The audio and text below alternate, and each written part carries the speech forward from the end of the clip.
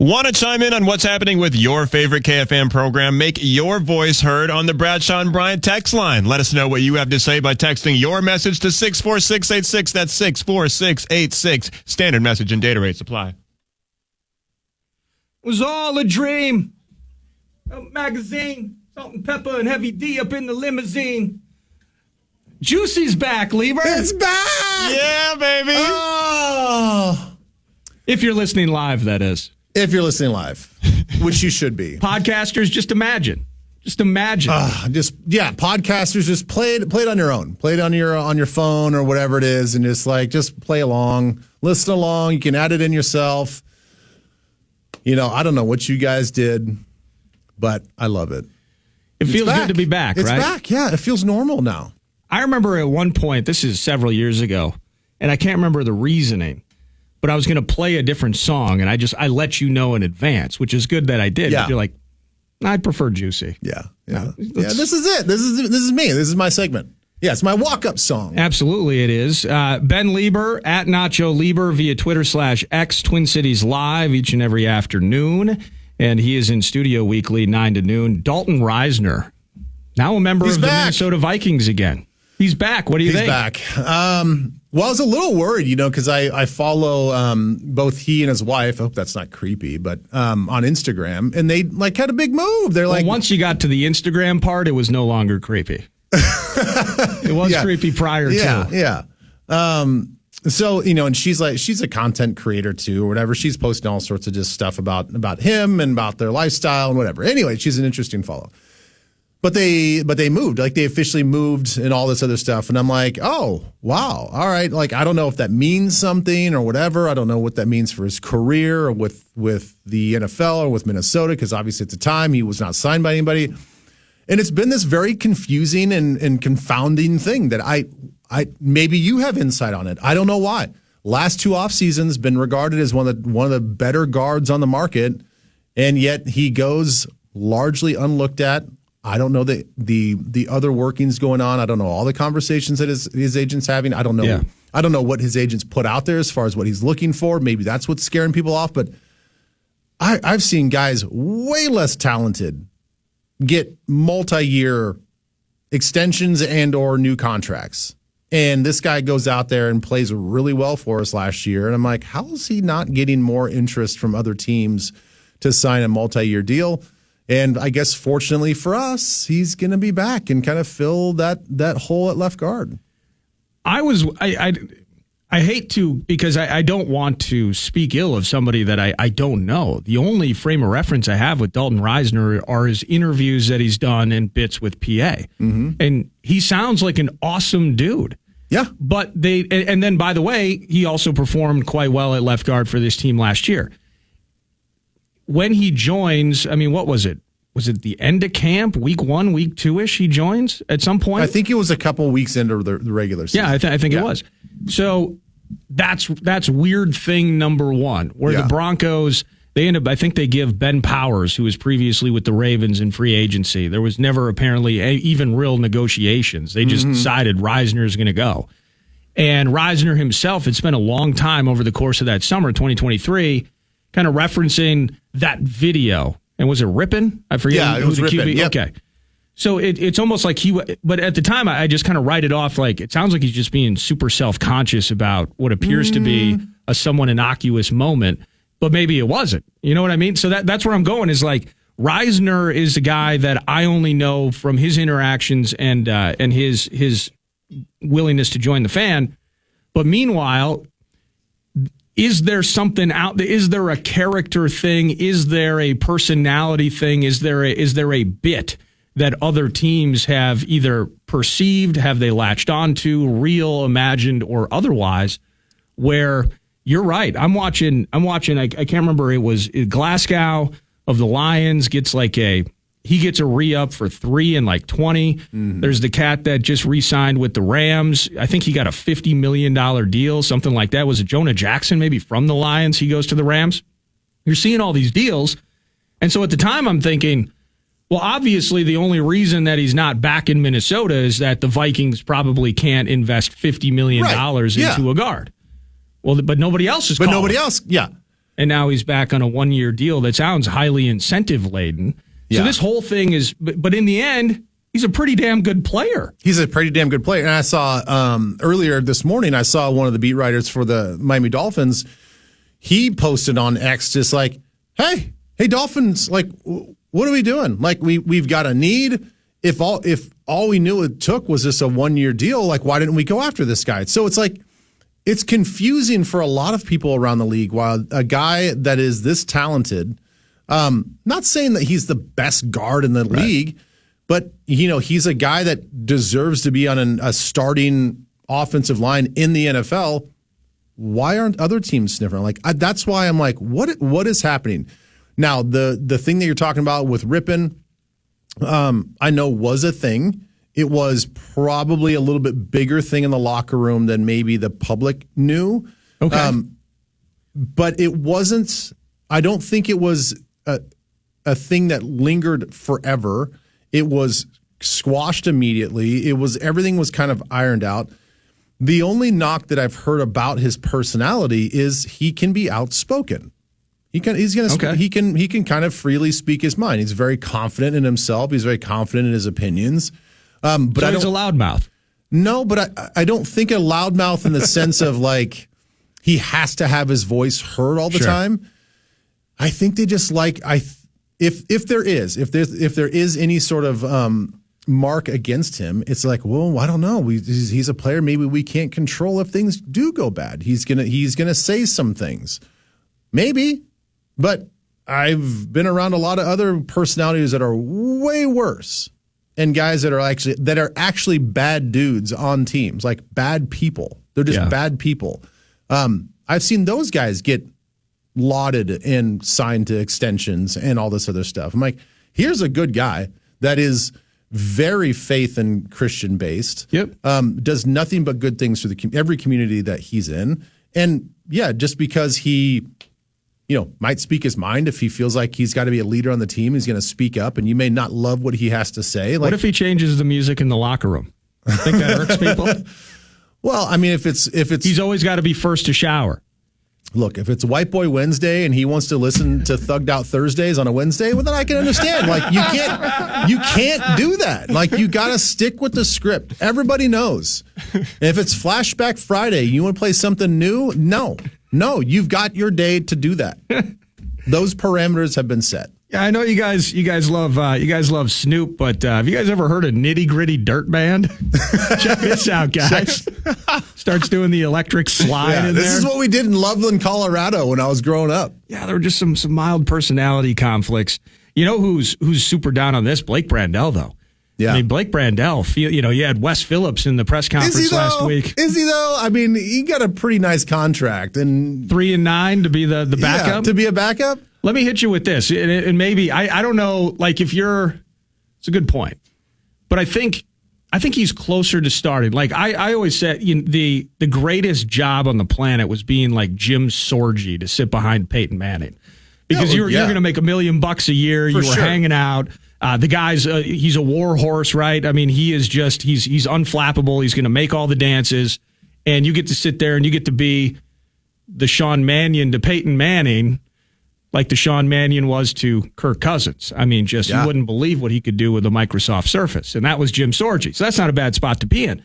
But it sounded like, in obviously without Dalton Reisner, he had a real chance to start, and now it's kind of he kind of still does. And that's why I wanted to get. What are your thoughts on Ed Ingram for 2 seasons? Well, no, I'm not even saying Ed's spot. Why isn't? Look, just because, and I'm saying that it's nice that we have Dalton Reisner back, but if you think that Blake Brandel's going to be this swing guard guy that you're going to give 3 years, $9 million to, and commit to being a backup, why doesn't he have a fair shot to earn that left guard spot? I mean, just because if you're going to bring Dalton back on a 1-year deal, there's not a big commitment there. And I haven't looked at the terms, but if you're saying it's an incentive laden deal, well then maybe it's more of a competition than I'm giving it credit for. Right? Maybe it's more of a competition, and maybe Blake's like, all right, well, bring it on. I'm the guy that they actually invested money into, not a lot, but they've got a 3-year attachment to me, so maybe I'm actually possibly the front runner coming to this competition. I don't know. I just think that the NFL is, spectacular about building competition. Have these guys duke it out. Best guy wins. Yeah. It's going to be best for them. It's going to be best for the team. It's going to be best for the offensive line. And, again, if it's to your first question where you're going with this, if it's Ed Ingram at right guard and they're all three vying for those two spots, then good. So be it. Like, I'd rather have more competition than less competition. That is fair. On this particular team, they have shown, I mean, it's NFL in general has been as merit-based, I think, as really any league out there. But this team in particular, and a lot of that is based on, whether it's lack of draft picks, it's draft picks that don't work out, all of those things. A guy like Ivan Pace getting the run that he got and the opportunity he got when Asamoah was in some ways, just by nature of looking at a depth chart and plugging names into spots, it was like, well, he obviously has to start. Well, hang on. Right. The short kid from Cincinnati's got a say in this. Just let him put the pads on, and the rest is history. But you're right. Now, the reason I was going to the Ed Ingram, to that side of things with Brandel is because, through 2 years, Ingram's been super reliable health-wise. He's had his moments. He's had his letdowns. And, I don't know what the expectation is for him, but it seems like if there was another spot where competing would be a part of the conversation, that it would be there.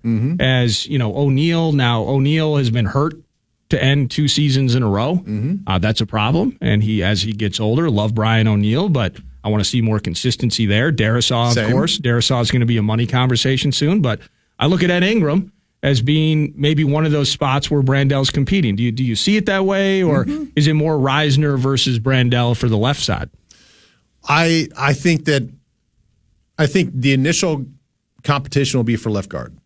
I think Ed Ingram did take another step this last year, and he's proven to be very consistent. Yeah, and I think that he's gotten a lot better. He's gotten a lot better with his recognition, and there are times his rookie year where like, well, he got beat because I think he was mentally slow. It wasn't physically. It's like, oh, he just didn't expect that sort of movement or that particular pressure or that stunt or something.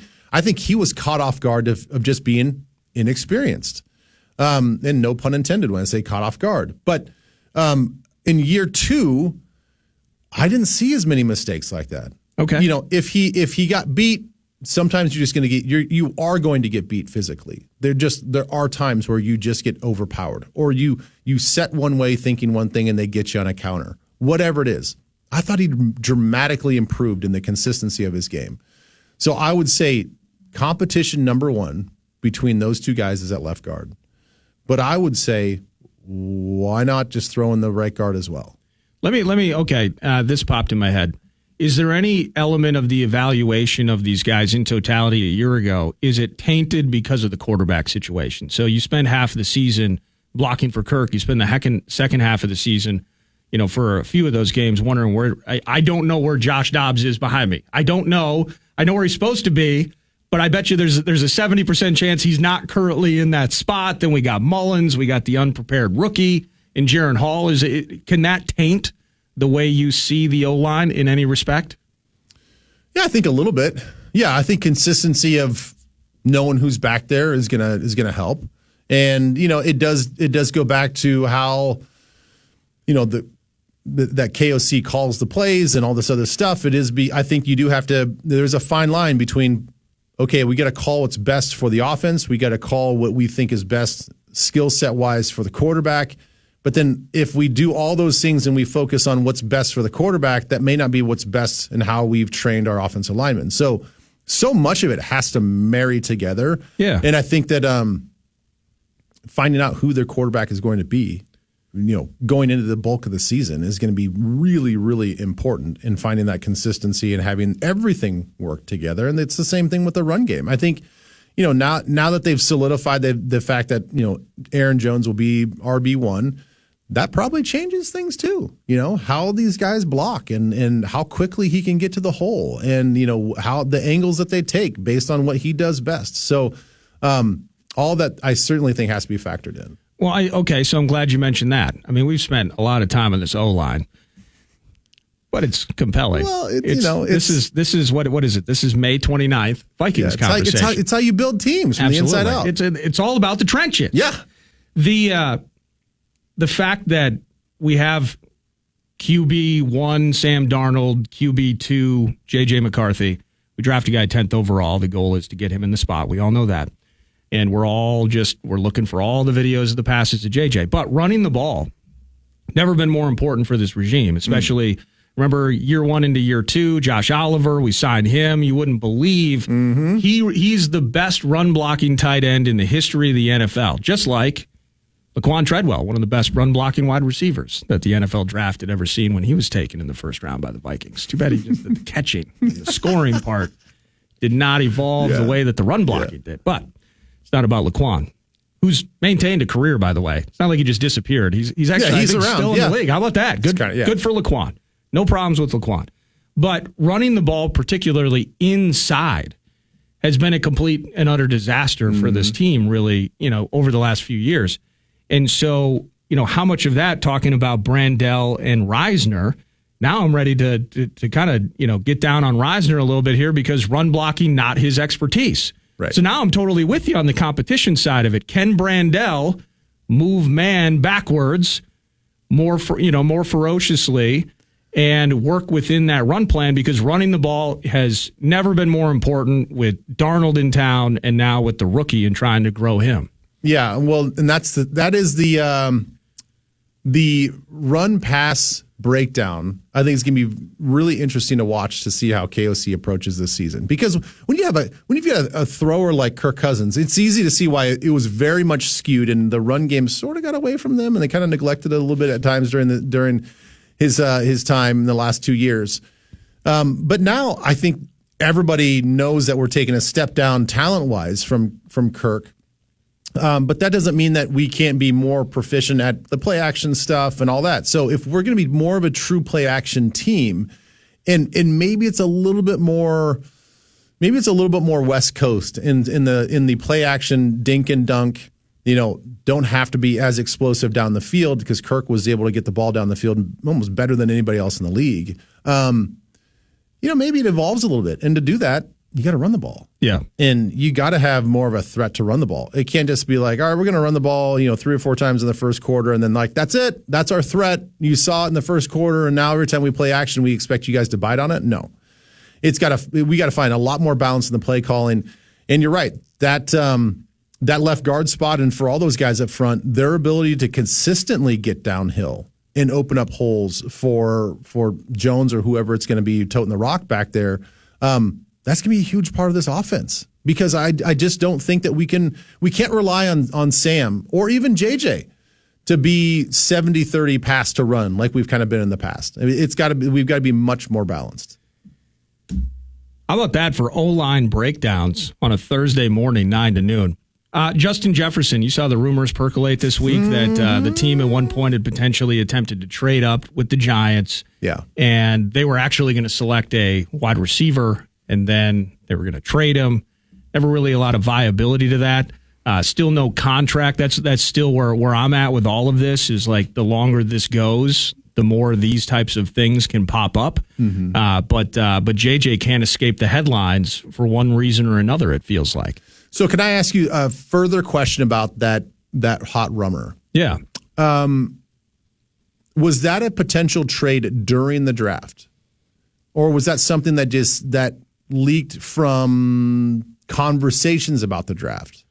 I think that was that a draft day. I believe that scenario? It was a draft day. The rumor was that they had tried to move up to 5 during the draft, so I believe that would have been draft day.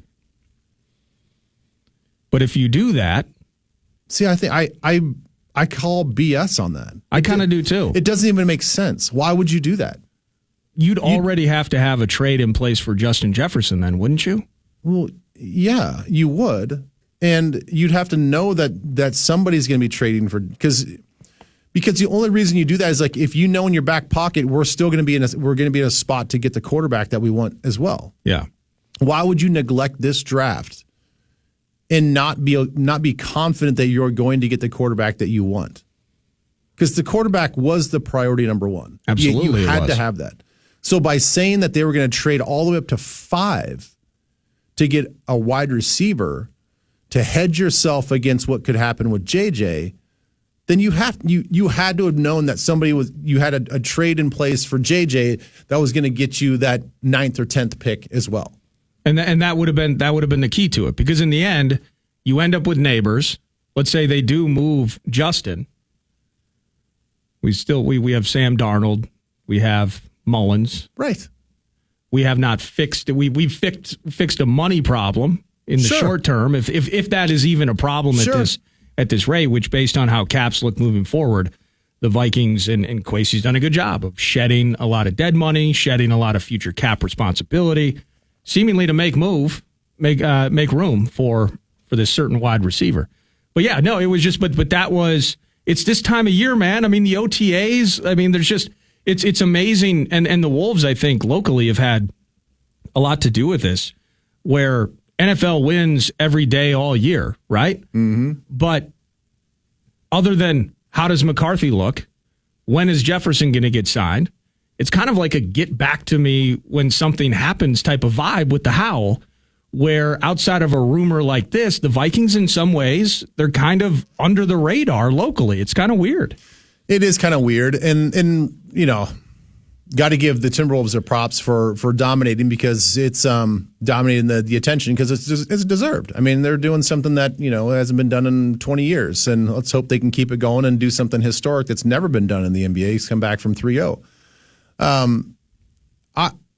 I think that the thing that I've learned more than anything else is that I'm going to say something here that's beyond football, but it's going to pertain to just the NFL. A lot of conspiracies turn out to be real, and what we find out during the NFL draft is, I love how you made sure to preface that this was specific to the NFL. Yeah, because we don't need to go down all these other rabbit holes. That when it comes to NFL draft talk, there's so many conspiracies out there.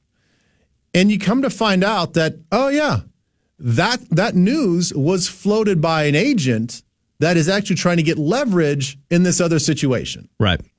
Or, hey, Adam Schefter actually owes this agent or this personnel guy a little bone, a little favor, so he's going to report this, even though he knows it's probably BS. But he's got to pay some people back as well for all the dirt and steam that he gets throughout the course of the year. Like the copy-pasting of a text, maybe? Right. Yeah. So there's a lot more behind these quote-unquote rumors. And I could see this being a scenario where JJ's agent finds out from somebody within the Giants organization that they got a call from the Vikings on draft day about moving up to 5. Now, that call could have been real, and that call could have been about moving up to get quarterback. To like, all right, what's your thoughts on us moving up? What's it going to take? Because we really coveted whatever quarterback that they could get. Then somebody else says, yeah, hey man, I also heard within the Vikings organization that they've been exploring the option of possibly trading JJ. And then now you're putting two things together, like, okay, well, they tried to move up for 5. They possibly were going to move on from JJ. They were going to get Malik Neighbors. Now the agent hears that and is like, okay, we're looking for any leverage that we can get. Let's float this out there. Let's make it seem like JJ's aware that he's going to be upset by this and that he's potentially just not going to sign any contract. He wants to move on. Then that gets the Vikings all in a tizzy. Like, well, that's not true. We didn't think that. Like, we don't want to make our guy unhappy. Like, we're trying to sign our guy to a long-term deal. Like, all these things could just be like little tiny pawns in this contract negotiation standpoint, just to give leverage to one side or the other. So I know it sounds crazy, and I know a lot of this stuff can be crazy, but this NFL is crazy. The NFL world is crazy. It's exhausting. And when you're dealing with hundreds of millions of dollars for one player or a group of players, or you're trying to do a favor for somebody else so you can get paid back later on, like, there's no limit to what these guys will try to pull off. We just need to get this thing done with JJ and move on. We do. Jalen Waddle is apparently getting a 3-year, $85 million extension with 76 guaranteed. So now Waddle and Tyreek locked in, and I saw some scuttlebutt about Tyreek's contract. You have to renegotiate because it's really like a $25 million deal, not a $30 million. But $84 million guaranteed to A.J. Brown. Amon-Ra St. Brown, $77. This thing's going to be costly. Well, but we knew that. Well, and that's the other thing is, I think it's I don't like it from a fan's perspective. Like, I want this deal done. I don't want there to be any sort of lingering. Again, these stories that come about the Vikings maybe moving up to 5 for the Giants to get rid of JJ and all this other stuff. Like, all these little things are just going to add up to, like, is he really happy here? Like, does he want to come back here? Like, it's going to result in some sort of resentment or resentment, doubt. Is he maybe like all this time that he's going to be hearing about things at OTAs because he's not there? Like, maybe all the guys inside are like, man, Darnold doesn't have it. I don't think McCarthy has it. If he feels like the offense is not going to be catered to him, then maybe he will move on. Like, all of these like little speculation things, I don't like all this time. Right. But from a business standpoint, absolutely, his agent looked at this and like, hey, all these guys on this wide receiver list, they're due for contracts. Let's just sit back and wait. Let them dictate our market. When that's all settled and all done, then we now have comparable comps for what we can get for your contract. Because if they had signed a contract 2 months ago, guaranteed he would be hating these deals that these guys are getting right now. So he's going to wait till all these guys are done signing their deals, and then he's going to sign his. You remember, so Kirk gets $3 and $84, and then kind of it was basically every 18 months, the money conversation revisited. I do just wonder, though, in the long term, like if we find out ultimately, let's say he signs a 3-year deal, and then now 18 months, you have to start having this conversation again, how worn out Vikings fans can get by constantly, we want to see wins. That's what we're concerned about. We're concerned about the record.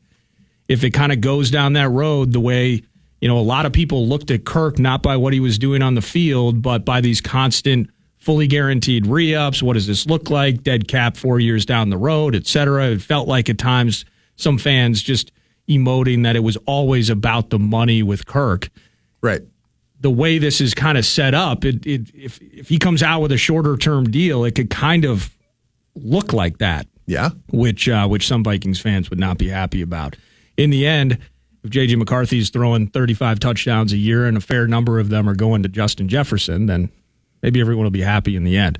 Ben Leber in studio with me, Nordo, 9 to noon on the Fan. We continue some football, maybe a couple of Howell bits, see what's going on Twin Cities Live. As we continue 9 to noon, Trent Tucker will be in studio at 11 o'clock right here on the Fan. Yeah.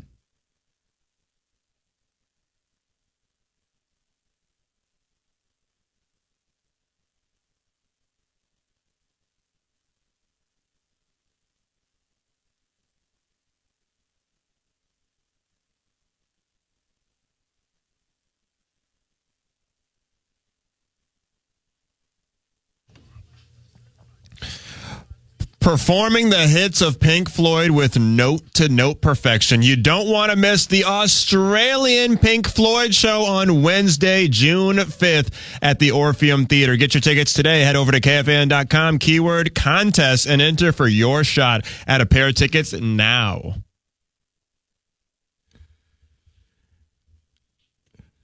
$10:33. Tonight's the night, Ben. Vikings, OTAs, a lot of stuff going on with the purple. Oh, let me hit you. What do you think? I saw something from the league that they might try to condense OTAs, where basically there's no voluntary offseason bits this time of year, and then maybe instead of late July, like it's usually the final week of July that camp will start across the league, that we're just going to do the OTAs in the first 3 or 4 weeks leading up to that. What do you think of that? Just being able to chill. I think coaches and teams would hate the idea of it. Well, so at first I didn't like the idea. And then the more I thought about it, like, look, if they're inevitably going to go to 18 games, Super Bowl is going to be on President's Day weekend. Playoff teams and the Super Bowl teams, if they're checking back in mid-April, coaches go right from Super Bowl into Combine or Senior Bowl, all the draft stuff, like it just never really stops for them. organization-wide coaches, they don't get much time off. And believe me, it's a grind with a capital G, man. It is, the season's long, really long for those guys. And they got to come back and have, basically all the film broken down of the year before, and they've got to look ahead. They've got to help with the combine stuff, and then all of a sudden these guys are back in and they're doing classroom stuff at the end of April. It's like, man, they get no time off. Right. So I've come around to the idea. I think it's a pretty good idea. Give everybody a bigger breather from end of season into the slow ramp up to the regular season. Now, I think that they're obviously, this was a very broad suggestion on what the NFLPA wants to do, and they have to pass it through the NFL. I definitely think there's going to be some pushback from the NFL, and I think that rightfully they should just work out some of the details. But I could see something like checking into the third. Or let's start from the very beginning. Draft happens. I think that the week later, all draft picks and selected vets do come in for a mandatory 1 week camp. Okay. Just to get everybody in. You get to meet everybody. It's not all the veterans. You get your time to get to know the organization, all the people that run it, all the people behind the scenes. You get to learn, it's kind of it's a little bit of like your boot camp. You get to learn how we do things culturally with this team. And so they have that 1 week long camp, and then they're gone. They get the playbook and all this other stuff, but check back in that third week of June, and that's when you're doing all your workouts, your on-field stuff. You take a week off for 4th of July, you come back for another 3 weeks, or 2.5 weeks. And then camp begins. And then maybe get another week off before camp begins, and then you just go right into camp. Okay. Because OTAs right now they've already neutered everything about the offseason anyway. Yeah. You can't there's no full contact, there's no full speed anything. You're doing full speed drills, individual drills, but when it comes to the team component, the way I understand it, nothing's full speed. So what are you really getting out of it? Yeah. You can do all of that stuff on the lead up to camp. Give guys a little bit of a break, and then say, all right, guys, when we come back to camp, you don't give guys a chance to get out of shape, because that's the thing. As it currently stands right now, yeah, they're really professional, disciplined players. When they get released from camp here at the end of June and they have 5 weeks off, there are guys that will get out of shape. Most guys try to stay in shape, but how being in shape for whatever sport you're in is way different than doing some CrossFit deal. It's way different than doing your little sessions on your, with your personal trainer. You're not doing football specific drills. Yeah. And I think the player suffers because of that. I was laughing just now because you were about to say when you're talking about these guys staying in shape, how it is. And then you looked at me and you're like, well, actually, he doesn't know what staying in shape for a sport is like. So let me explain it. And I appreciate that. I do appreciate that. I wasn't going to say that. But but that was the route I was thinking about it, because right now you do get that 4 weeks or so post Super Bowl, and guys are working out, catching passes in South Beach, whatever, doing their thing. Yeah. Then they come in for voluntary workouts and things, unless you're JJ, and a lot of veterans now will just go do their own thing, save for mandatory minicamp. But there isn't the 2.5 month layoff like it sounds like there might be if they moved all. So I am thinking about the guy. I'm thinking about Eddie Lacy hitting the drive-through and coming in 20 pounds overweight, and coming in 20 pounds overweight and in April, identifying the issue, and then we're chewing on him a bit about that, and now he has the rest of these mandatory and voluntary bits, and he has that 5 week layoff to slowly but surely get himself ready for camp. You have that time. Some of these guys, if you only see them for a week right after the draft, and then they come in June and they're 15 or 20 overweight. If I'm a coach, that's what I would worry about. Yeah. But, we should have some personal responsibility in this whole thing. You should. And maybe it's just a different rhythm, right? Yeah, you should. For a league that doesn't like change. Yeah, and that's why initially I'm like, I don't like this. I don't like the change. I like the way that things are going right now. But I do think that it does. There's a lot of things that make sense about it. And yeah, You're right. I think it's getting used to, from a player and coach standpoint, just a new rhythm to the season. Yeah. And it'll take a year or two before people kind of really grasp it and find the benefits to it. But I think it is a net benefit if they do tweak it in that way, because as I was saying earlier, there are a lot of very disciplined players. But I still think overall, guys need that guidance. Yeah. A majority of the players want the guidance of being with the team strength and conditioning coach. You get a cafeteria. Most of these places have now in-house cafeterias. They're getting really high quality food. You can get into season shape under the umbrella of the team, and I think it just makes more sense from a hands-on perspective from everybody, from the coaches, from the nutrition staff, from the strength and conditioning, from the trainers.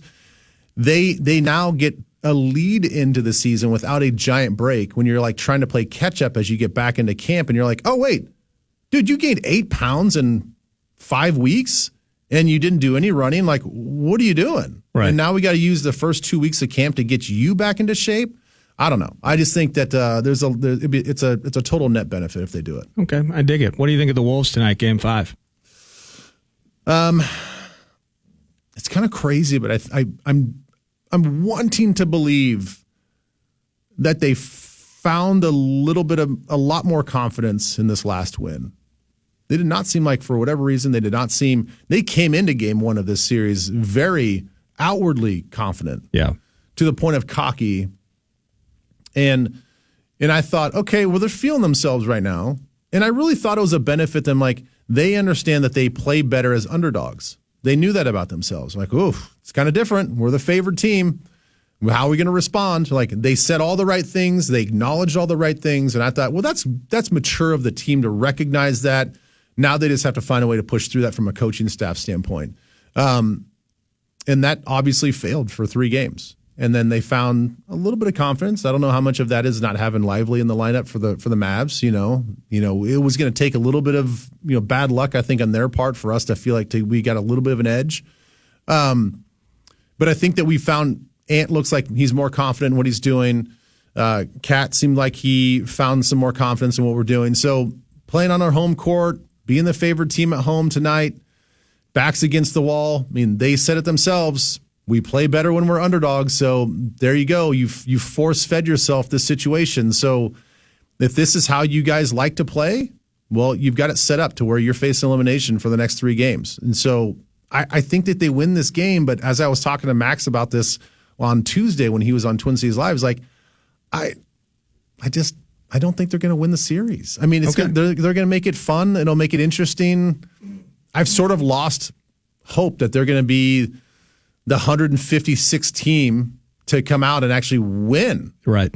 And actually defeat history and be on the other side of history. I just don't see it, unfortunately. What's on Twin Cities Live today? Well, we're just Is Max going to be on again? I know Max has he's been our rock lately. Everybody loves having Max in studio. He's super fun. Oh, it's been awesome, man. I'm super grateful for you guys inviting me. It's been so much fun. I won't tell the whole long story, but he did our segment on Tuesday. We call it Watch, Read, Listen. And it's basically just like, hey, man, let's get to know you as a person. Like, what are you watching in your free time, listening to, reading, all this other stuff? And so he was listening to this podcast about history. And I'm like, oh, man, I can really dig that. I went to look it up. Apparently, I looked up the wrong one. I thought I was looking up the right one. I listened to an episode yesterday. I'm like, man, Max is really onto something. This is kind of fun. Then I find out later that day, I'm like, no, he actually is listening to a different one. Same concept, different history podcast. So anyway, I appreciate at least the inspiration, right? Because I learned all about the Spartans yesterday. Oh, hell yeah! It was an hour-long podcast. I'm like, this is super fascinating. Like, I didn't know that the 300 movie was a total sham. Next time I see Max, I can talk about it with him and share because we're listening to the same bits. yeah. And then Ben's gonna be like, yeah, that Spartan episode, and I'm like, what the hell are you? Yeah, what are you talking about? I haven't seen that one on the rundown. No, it's been great. So our Twin Cities Live, we're just the whole week is all about Lake Elmo. We do these TCO in your town bits once a month. So we pick a community. We focus the whole week basically on highlighting that community. And so we'll have more Lake Elmo stuff today. And then tomorrow we're at we're at Lake Elmo. I think sweet. it's called Lakeside Tavern and Grill, if I'm saying that correctly. And so we're going to be there for a live broadcast tomorrow. Oh, hell yeah. To kind of like tie it all up in a nice bow. Have fun. Check that out. Lakeside Lakewood Tavern, maybe? Is it Lakewood? I'm not sure. Am I saying that right? Yeah, it's just. But it's in Lake Elmo. I should know this. We only talk about it like every day, but for some reason I'm just getting confused on what it's actually called. Well, there's no teleprompters in radio, Mr. Leber. Well, that is true. That is true. Lakewood. Lakewood. Yeah. Lakewood. Yeah, We love did I Lakewood. say Lakeside? Yeah, Lakewood. There we go. I've been there a couple of times, actually. It's sweet. Well, looking at the pictures, it looks great. No, it'll be fantastic. You guys will have fun. Good crowd in tow for a Friday. Celebrating Lake Elmo, the beautiful city and community that it is. Watch him Twin Cities live. Hear him on the Power Trip at 9 to noon. Ben Leber, thanks for hanging out, man. Thanks, man. See you soon. News when we return. Then Trent Tucker in studio at 11. It's Nordo in for PA on the Fan.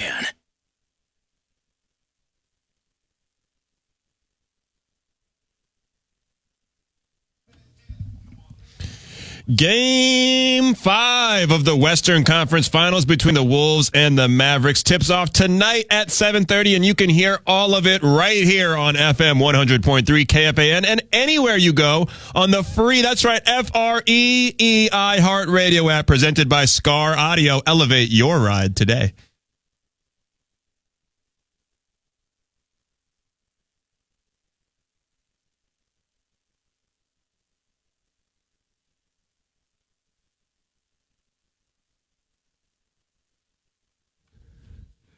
Welcome back, 9 to noon. Nordo in for PA. I got an email, Max. I don't know why it says Nordo in PA, but we'll roll with it. That's fine. PA's out today, by the way. He'll be back on Monday. Vocal maintenance in tow. Just like the Vikings at OTAs preparing for a grueling 2024 NFL season, the host needs some time off too. And he's going to be back on Monday, hopefully in advance of a Game 7, if the Howl can string a couple more together here. But she mentions you, Bridget from Shakopee. Hey. Nordo and PA, I listen to the Fan almost all day, each day. Love how different each show is.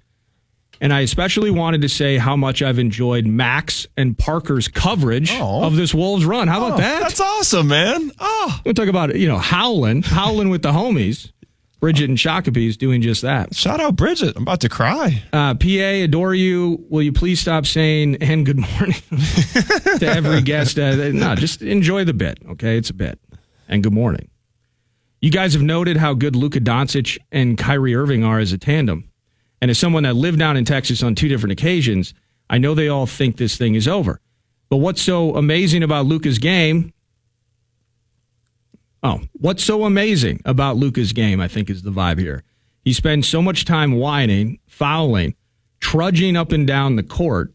He makes great shots, but also makes Carl's most immature, pleading moments with refs seem tame and measured. Oof. Down on Luka. I actually think he's an exceptional talent, but also obnoxious. That's fair. Best part about this playoff journey. Ooh, she's taking a shot here. Best part about this playoff journey is that I can watch playoff basketball instead of having my boyfriend zone out to YouTube videos of air traffic control audio transcripts for hours on end. Wait a minute, you can watch YouTube videos of air traffic control transcripts? God, there are so many just weird rabbit holes on YouTube. That sounds a little She says concerning. It's unbearable. I'll be hootie-hooing all night long tonight. Hey, that's what I'm talking about, Bridget. After the Wolves win, Wolves in 7. What an elite howling mind. Wow. Bridget and Shakopee. She's locked in.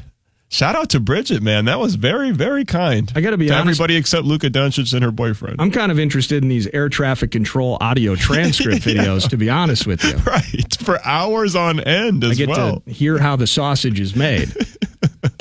Thank you, Bridget and Shakopee. Let's do News de Nord. Max's Musings, brought to you by The Casino at Canterbury Park, CanterburyPark.com for all live racing. feeling the felt, having sips at chips. Related details, CanterburyPark.com. Where are we headed first, Max? We're headed to the Walter Cup because the Minnesota PWHL team brought it home after a 3-0 beatdown of Boston on the road last night to win the inaugural Walter Cup in the league's first season. Liz Sheppers, Michaela Cava, and Coyne Shawfield. Hopefully I pronounced all of those right. They all scored in the big win, and Taylor Heisey was named the playoff MVP. So we'd like to talk about, Minnesota sports curse, but that curse does not apply to the ladies. The women's PWHL team bring home a trophy to the cities. Let's go. It's super awesome. 13,000-ish people were at the spot on Sunday. Taylor Heisey, you mentioned her, and of course the connection between her and Parker Fox. Yeah. So Parker's got to be on cloud nine right now, as I believe he was there for yesterday's title. He should be back home now, and now he's got to, he's celebrating that, but he's also getting to watch Game 5, Wolves and Mavs. But the heartbreak. And in some ways, it's got to be a foregone conclusion. Not that I have ever been close to being a professional athlete, but you're celebrating a title, and they say, hang on a second, and they take it away from you. And just a couple of shifts later, Boston gets that win. So you're thinking meat grinder. Admittedly, not watching every minute of every game of this season, but they started so hot, and then they kind of limped their way into the playoffs. They were struggling scoring goals, struggling getting wins. It was like, this game we can clinch. This game we can clinch. Right. This game we can clinch. It goes on and on and on. Okay, whew. Everyone take a deep breath. We're in the mix here. But then yesterday, just a tidy 3-0 victory for Minnesota. Congratulations to the ladies. And you mentioned it. It sounded like the St. Paul mayor had mentioned there's a parade. There's a party taking place. I think so. He tweeted it. On the east side of town tomorrow. So that's super awesome. Congratulations to them. And the hoisting of a trophy, the crowning of a champion and champions, PWHL Minnesota. That's super cool, man. Super freaking cool.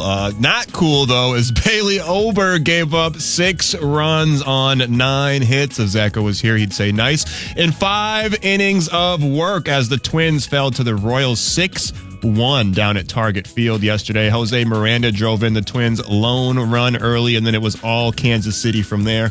The two teams close out their series this afternoon with Chris Paddock on the mound for your Minnesota Twins. Yeah, a chance to win the series, as you say it. This is a team that had won 6 of 7, and it's continually good times, bad times. Love to see them bounce back at the win in the nooner today.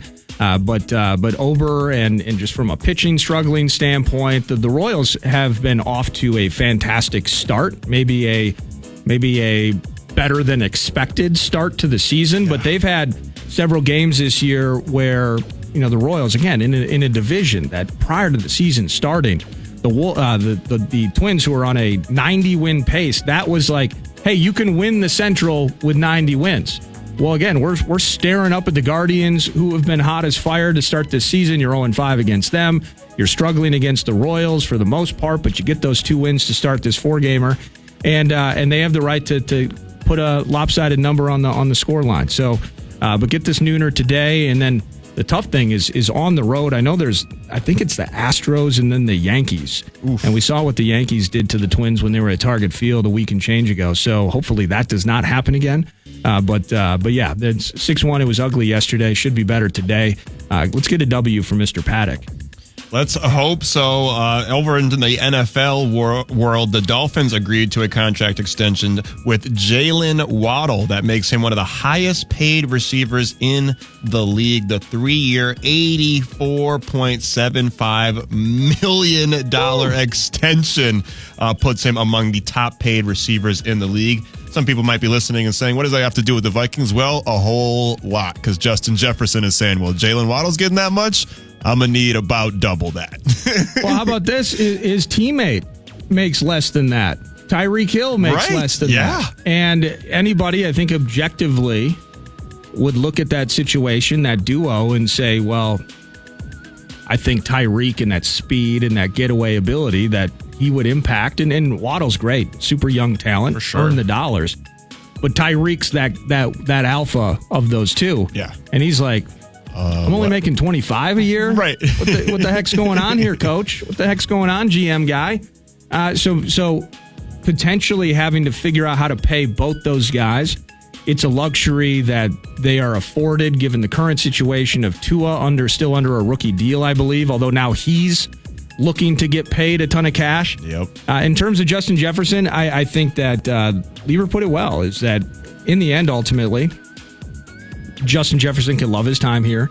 Justin Jefferson can win a bunch of games for the Vikings, and his career will continue here in purple and gold, but there is the business side of it in which he also should demand a fair dollar for his services. And it is probably in the best interest as some of these dominoes fall. It was Amon-Ra St. Brown, A.J. Brown, and now guys like Waddle, seeing those dollars add up. I think CeeDee Lamb is still kind of lurking in the shadows here, too. CeeDee wants to get paid down in Dallas. So the more that those take place prior to J.J. signing his deal, he gets to stay on top of the market. Let's do this. Let's pause and maybe we'll continue Wolves-related conversation, I should say, and just kind of pump this thing up as we enter the final hour, because Trent Tucker, co-host in The Zone on Saturday mornings with Dave Sinekin, and, of course, the professor of hoopology. He's going to be in studio with us here, and we're going to continue to pump you up for Game 5 tonight at Target Center. Wolves hosting the Mavs. They're down 3-1. They have to win this game. You all know that. How do they win it? And we'll talk about all of that with Trent around the corner. Thanks to Max and his musings, brought to you by The Casino at Canterbury Park.